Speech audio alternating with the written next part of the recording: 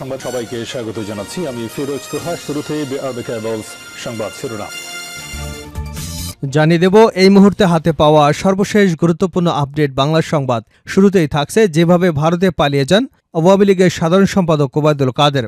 ছাত্র জনতার গণঅভ্যুত্থানে শেখ হাসিনার নেতৃত্বাধীন সরকারের পতনের পর সাবেক মন্ত্রী এমপি সহ আওয়ামী দোসরদের অনেকেই দেশ ছাড়তে মরিয়া। দালাল সিন্ডিকেটের সহায়তায় কেউ কেউ ভারতে ঢুকতে কোটি কোটি টাকাও দিয়েছেন, তবে ২০ লাখের নিচে কেউ ঢুকতে পারেননি। কেউ আবার খুইয়েছেন মোটা অঙ্কের নগদ অর্থ এবং ডলার। কাউকে দিতে হয়েছে জীবন।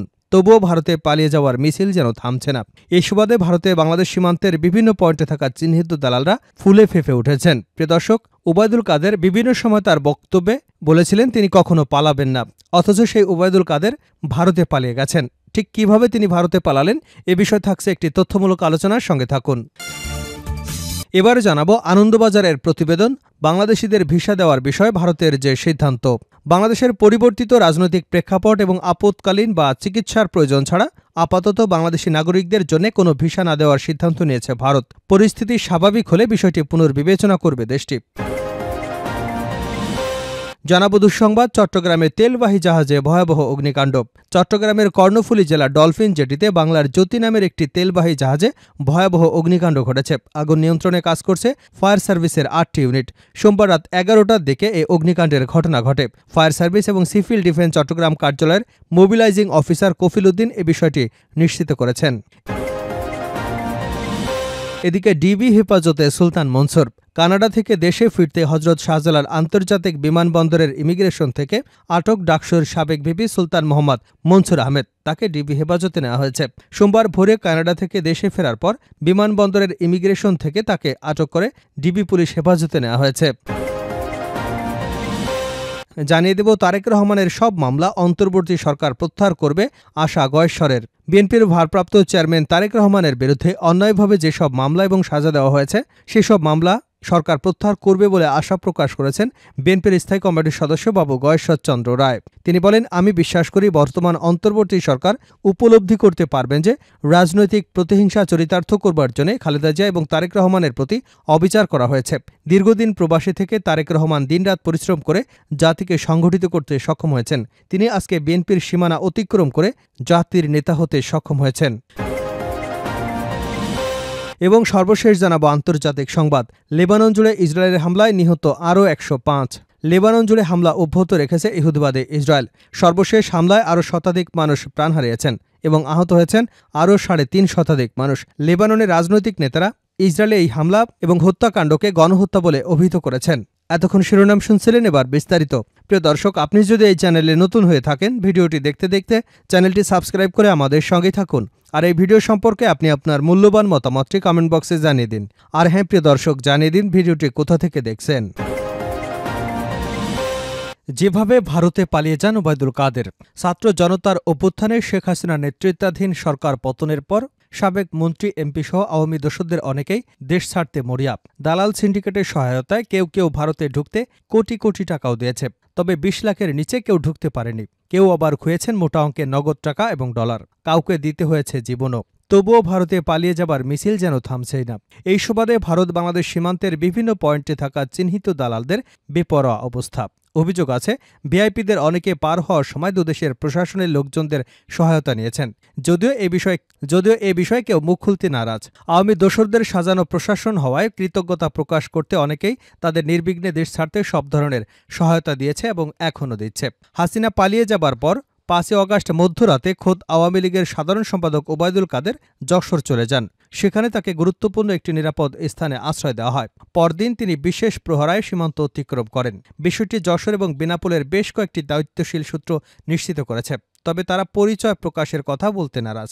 এছাড়া ৭ই অগাস্ট রাজশাহী সিটি কর্পোরেশনের সাবেক মেয়র খায়রুজ্জামান লিটন ও বিতর্কিত পুলিশ কর্মকর্তা বিপ্লব কুমার সরকার সহ আরও বেশ কয়েকজন বেনাপোল সীমান্ত দিয়ে ভারতে ঢুকেছে। এমন খবর নিশ্চিত হবার পর স্থানীয় বিক্ষুব্ধ লোকজন বিক্ষোভ করেন। সংশ্লিষ্টরা বলছেন, ছাত্র আন্দোলন শুরু হলে নিজস্ব অস্ত্রধারী বাহিনী দিয়ে মাঠে নামেন যশোর ১ আসনের সাবেক এমপি শেখ আফিল উদ্দিন। পরে তার বিরুদ্ধে একাধিক হত্যা মামলা হয়। নির্বাচনে তিনি অজ্ঞাত স্থানে রয়েছেন। এছাড়া আত্মগোপনে রয়েছেন সাবেক উপজেলা চেয়ারম্যান সোহরাব হোসেন। পৌর মেয়র নাসির উদ্দিনের সাবেক মেয়র আশরাফ আলম ওরফে লিটন, যশোর জেলা আওয়ামী লীগের সভাপতি শহীদুল ইসলাম, সাধারণ সম্পাদক শাহিন চাকলাদার সহ স্থানীয় নেতাদের অনেকে। এদের বেশ কয়েকজন ইতিমধ্যে বেনাপোল সীমান্ত দিয়ে ভারতে পালিয়ে গেছে বলে এলাকায় গুঞ্জন উঠেছে। তবে বেনাপোল ছাড়াও বেশ কয়েকজন আওয়ামী লীগের নেতা পার্শ্ববর্তী পুটখালী ঘাট এলাকা দিয়ে ভারতে ঢুকেছে। তাদের কেউ কেউ পুটখালীর দালাল সর্দার হিসেবে পরিচিত নাসিরের সহায়তায় দেশ ছাড়তে সক্ষম হয় বলে জানা গেছে। অনেক আগে থেকে এই ঘাঁটিটি ঘুড়পাচারের জন্য ঘাট হিসেবে পরিচিত। এছাড়া রঘুনাথপুর এলাকার দালাল বাদশা মল্লিক এবং কলারোয়া সীমান্তের ভাদিয়ালি ঘাটের চান্দার চন্দনের সহায়তায়ও অনেকে ভারতে ঢুকেছে। আওয়ামী লীগের লোকজনকে সীমান্তের ওপারে সহায়তা করেছে কুখ্যাতীয় ভারতীয় দালাল গৌতম দাস এবং বাবুরাম। বাংলাদেশিদের ভিসা দেওয়ার বিষয়ে ভারতের যে সিদ্ধান্ত, বাংলাদেশের পরিবর্তিত রাজনৈতিক প্রেক্ষাপট এবং আপৎকালীন ও চিকিৎসার প্রয়োজন ছাড়া আপাতত বাংলাদেশি নাগরিকদের অন্য কোনো ভিসা না দেওয়ার সিদ্ধান্ত নিয়েছে ভারত। পরিস্থিতি স্বাভাবিক হলে বিষয়টি পুনর্বিবেচনা করবে দেশটি। গতকাল রবিবার ভারতের পররাষ্ট্র মন্ত্রণালয় এই সিদ্ধান্তের বিষয়টি জানিয়েছে। ভারতীয় সংবাদ মাধ্যম আনন্দবাজারের প্রতিবেদনে এ তথ্য জানানো হয়। ভারতের স্বরাষ্ট্র মন্ত্রণালয়ের মুখপাত্র রণধীর জয়সওয়াল বলেন, আপাতত বাংলাদেশিদের চিকিৎসা এবং জরুরি প্রয়োজনে ভিসা দেওয়া হচ্ছে। যখন বাংলাদেশের পরিস্থিতি স্বাভাবিক হবে তখন পূর্ণ মাত্রায় কাজ শুরু করবে এবং ভিসা প্রদানও স্বাভাবিক হবে। শেখ হাসিনার সরকারের পতনের পর বাংলাদেশি নাগরিকদের ভিসা পরিষেবা বন্ধ করে দেয় ভারত। বাংলাদেশের অশান্ত পরিস্থিতিতে ভারতীয় দূতাবাসের বহু কর্মীকে ভারতে ফিরিয়ে নেওয়া হয়। পরে পরিস্থিতি কিছুটা স্বাভাবিক হলে ভারতীয় ভিসা কেন্দ্রগুলো পুনরায় কাজ শুরু করে। তবে দিনের পর দিন অপেক্ষা করে ভিসা না পেয়ে ঢাকার ভারতীয় ভিসা প্রদান কেন্দ্রে বিক্ষোভও দেখান অনেকে। এর জেরে ফের ব্যাহত হয় কাজ। এই প্রেক্ষিতে বাংলাদেশের নাগরিকদের ভিসার আবেদনের ক্ষেত্রে নিজেদের অবস্থান স্পষ্ট করল ভারত। এদিকে ভারতীয় দূতাবাস এবং ভিসা কেন্দ্রগুলোতে বাড়তি নিরাপত্তা দেওয়ার পর সেন্টারগুলো থেকে আবারও জরুরি ভিত্তিতে পরিষেবা দেওয়া শুরু করে। ভারতীয় ভিসা আবেদন কেন্দ্র জানিয়েছে, প্রাথমিকভাবে ভিসা সেন্টার খুলেছে ঢাকা, রাজশাহী, চট্টগ্রাম, সিলেট এবং খুলনার। তবে এখনই সকলে ভিসা পাবে না। কেবলমাত্র যারা চিকিৎসার জন্য যাবেন তাদেরকেই জরুরি ভিত্তিতে দেওয়া হবে অগ্রাধিকার। এক বিজ্ঞপ্তিতে ভারত জানিয়েছে, বাংলাদেশের পরিস্থিতি এখনও স্বাভাবিক নয়। আইনশৃঙ্খলা পরিস্থিতি স্বাভাবিক হলে আবার ভিসা প্রদানের বিষয়টি আগের মতো হয়ে যাবে। আপাতত শর্ত সাপেক্ষে বাংলাদেশের ভিসা প্রদান করা হবে। চট্টগ্রামে তেলবাহী জাহাজে ভয়াবহ আগুন। চট্টগ্রামের কর্ণফুলী নদীর ডলফিন জেটিতে বাংলার জ্যোতি নামের একটি তেলবাহী জাহাজে ভয়াবহ অগ্নিকাণ্ড ঘটেছে। আগুন নিয়ন্ত্রণে ফায়ার সার্ভিসের ৮টি ইউনিট কাজ করে যাচ্ছে। সোমবার সকাল ১১টায় এই অগ্নিকাণ্ডের দুর্ঘটনা ঘটে। ফায়ার সার্ভিস এবং সিভিল ডিফেন্স চট্টগ্রাম কার্যালয় মোবিলাইজিং অফিসার কফিল উদ্দিন কালবেলাকে বিষয়টি নিশ্চিত করেছেন।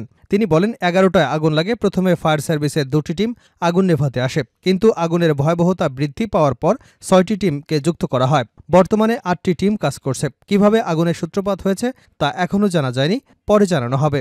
এ রিপোর্ট হাতে আসা পর্যন্ত আগুন নিয়ন্ত্রণে আসেনি। ডিবি হেফাজতে সুলতান মনসুর। কানাডা থেকে দেশে ফিরে হজরত শাহজালাল আন্তর্জাতিক বিমানবন্দরের ইমিগ্রেশন থেকে আটক ডাকসুর সাবেক ভিপি সুলতান মনসুর আহমেদ ডিবি হেফাজতে রয়েছেন। সোমবার ভোরে কানাডা থেকে দেশে ফেরার পর বিমানবন্দর ইমিগ্রেশন থেকে তাকে আটক করে ডিবি পুলিশ হেফাজতে নেওয়া হয়েছে। বিষয়টি নিশ্চিত করে ঢাকা মহানগর গোয়েন্দা পুলিশের অতিরিক্ত কমিশনার রেজাউল করিম মল্লিক বলেন, কিছু অভিযোগের ভিত্তিতে জিজ্ঞাসাবাদের জন্য ইমিগ্রেশন থেকে সুলতান মোহাম্মদ মনসুর আহমেদকে ডিবির হেফাজতে নেওয়া হয়েছে। আমরা তাকে জিজ্ঞাসাবাদ করব এবং কোথায় কি অভিযোগ আছে তা যাচাই বাছাই করব। সুলতান মনসুরের পরিবার জানিয়েছে, দীর্ঘদিন ধরে সুলতান মনসুর যুক্তরাজ্য, যুক্তরাষ্ট্র এবং কানাডায় ভ্রমণে ছিলেন। ছাত্র আন্দোলনের অনেক আগে থেকেই তিনি দেশের বাইরে ছিলেন। তার বিরুদ্ধে এখন পর্যন্ত কোনো মামলা হয়নি। লেবানন জুড়ে ইসরায়েলের হামলায় নিহত ১০৫। লেবানন জুড়ে হামলা অব্যাহত রেখেছে ইহুদিবাদী ইসরায়েল। সর্বশেষ হামলায় আরও শতাধিক মানুষ প্রাণ হারিয়েছেন, আহত হয়েছেন আরও ৩.৫ শতাধিক মানুষ। লেবাননের রাজনৈতিক নেতারা ইসরায়েলি হামলাকে গণহত্যা বলে উল্লেখ করেছে। সোমবার এক প্রতিবেদনে কাতার ভিত্তিক সংবাদ মাধ্যম আল জাজিরা জানায়, ইসরায়েলের অবিরাম হামলার কারণে আরও একটি রক্তাক্ত দিনের সাক্ষী হয়েছে লেবানন। দেশটির স্বাস্থ্য কর্মকর্তাদের মতে, নিরলস ইসরায়েলি বোমা বর্ষণে সারা দেশে কমপক্ষে ১০৫ জন নিহত এবং আরও ৩৫৯ জন আহত হয়েছে। লেবাননের স্বাস্থ্য মন্ত্রণালয় জানিয়েছে, দক্ষিণ সিডনের কাছে লাইন আল দেলবে একটি হামলায় ২টি আবাসিক ভবন পুরোপুরি ধ্বংস হয়ে গেছে এবং এতে আরও ৩২ জন নিহত হয়েছে। নিহতদের মধ্যে ঘটনাস্থলে আশ্রয় নেওয়া অনেক বাস্তুচ্যুত পরিবারের সদস্যরাও রয়েছে।